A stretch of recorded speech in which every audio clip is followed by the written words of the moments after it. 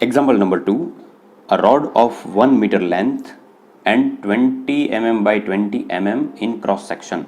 Okay, a rod of 1 meter length and 20 by 20 mm square in cross section is subjected to an axial pull of 10 kilonewton. Axial pull of 10 kilonewton. If elongation of the rod is 0.12 mm, find the value of modulus of elasticity. Here we have to find value of E. Okay, here let us try to solve this example. So here we have a rod of 1 meter length and 20 mm by 20 mm cross section. Okay, so this is 20, this is also 20, so four sides are of 20 mm width. Axial pull applied is 10 kilonewton. Okay, so that's why here length is equal to 1 meter, which will be converted in mm, then it will become 1000 mm. Area of cross section will be equal to 20 by 20, so it will be equal to 400 mm square.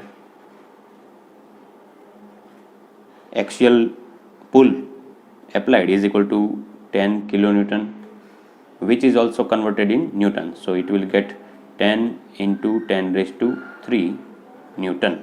Okay, and here we have elongation is also provided. See, if elongation of the rod is 0.12 mm, then we have to find out the modulus of elasticity. That's why here elongation is also provided, 0.12 mm. Elongation is given in mm. Now we have equation of elongation, we can use it directly. We have equation of elongation, del L will be equal to PL upon AE. Okay, in this equation we can write this equation in the form of E is equal to P into L upon A into del L. Here we have all the values, value of P, L, area, del L, all values we have, so we can get answer directly. Just let us write all the things.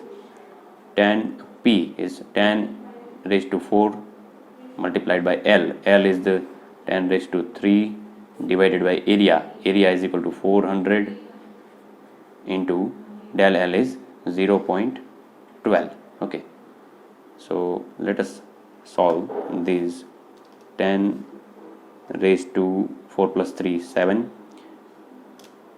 divided by 400 divided by 0.12, so we will get 208.208 means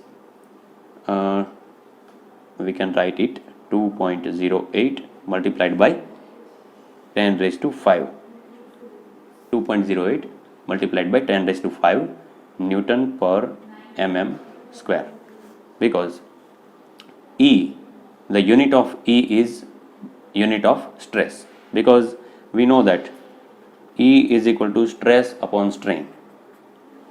Here strain is unitless, unit of stress is Newton per mm square, that's why unit will be Newton per mm square.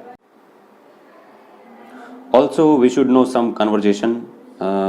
So remember guys, always 1 Pascal is equal to 1 Newton per meter square. Okay, 1 megapascal will be equal to 1 Newton per mm square. Okay, mega mm will be converted in meter will be converted in mm. Okay, also 1 gigapascal will be equal to 10 raised to 3 Newton per mm square. Okay, so here the answer is 2.08 into 10 raised to 5. It can be written as 208 into 10 raised to 3 Newton per mm square. So we can write it as 208 gigapascal. Okay.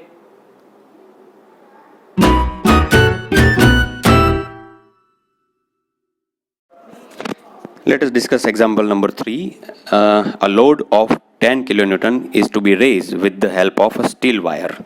Okay, here the steel wire is given, and with the help of that wire, a load of 10 kilonewton is to be raised. Okay, we have to find minimum diameter of the wire if the stress is not exceed 80 newton per mm square. Okay, here the load is given, so P is equal to 10 kilonewton.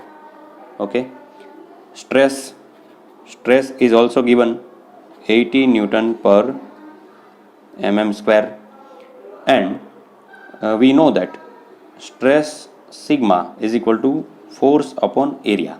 Okay, so we can get area of cross section by writing this equation in this way.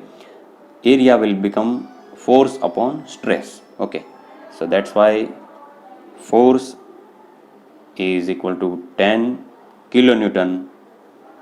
So 10 multiplied by 10 raised to 3 newton. So 10 raised to 4 divided by stress. Stress is equal to 80 newton per mm square. So we can get the area will be equal to, see, let us take 10,000 by 80 will become 125 unit will be mm square, because unit of stress is given mm square. So we will find area in mm square. Now we know that here we have to find this diameter of the steel wire. So it is circular, and it is circular, so area will be equal to pi by 4 d square. Okay, so pi by 4 d square, area, we know that area is equal to 125 will be equal to pi by 4 d square. That's why we can get d will be equal to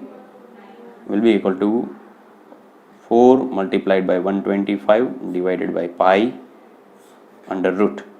That's why d will be equal to, see, let us see, calculate 125 by 4 divided by pi and under root of answer. So we will get 12.61. So diameter of the wire will be 12.61 or 615 mm.